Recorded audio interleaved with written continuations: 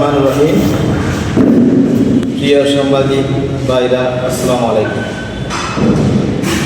গত 9 জানুয়ারি বৃহস্পতিবার চট্টগ্রাম প্রেস ক্লাবে মুক্তিযোদ্ধা ফজল আহমদ সহ কয়েকজন মুক্তিযোদ্ধা আমার বিরুদ্ধে যে সংবাদ সম্মেলন করেছেন তার পরিপ্রেক্ষিতে আমার বক্তব্য।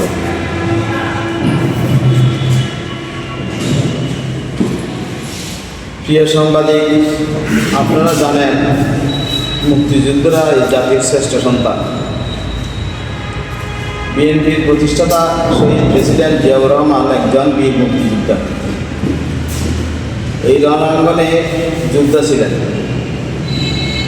তাই মুক্তিযোদ্ধাদের ধারণ করে আমরা জাতীয়তাবাদী দলের কর্মীরা দল পরিচালনা করি।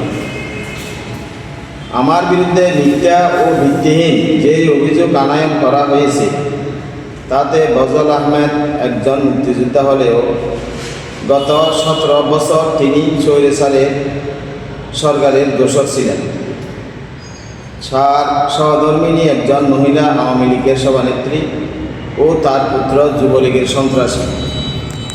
গত 30শে ডিসেম্বর তারিখ আমি যে বক্তব্য রেখেছিলাম তাতে আমি পাইন্দং ইউনিয়নের আমাদের দলের একজন সিনিয়র সদস্যকে উদ্দেশ্য করে বলেছিলাম, তিনি একজন সিনিয়র সদস্য, একজন মুরব্বী হয়েও ধর্মীয় লেবাসে এমন মিথ্যা বলতে পারেন না।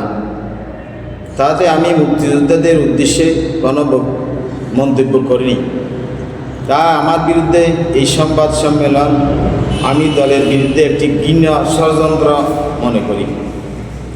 বর্তমানে আমরা উপজেলায় কাউন্সিল নিয়ে কার্যক্রম চালাচ্ছি,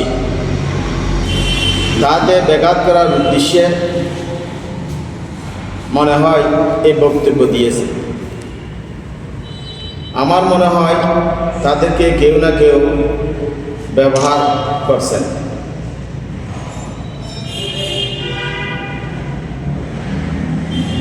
তাই ওনাদের মিথ্যা বক্তব্যকে প্রত্যাহার করার জন্য আমি অনুরোধ করছি।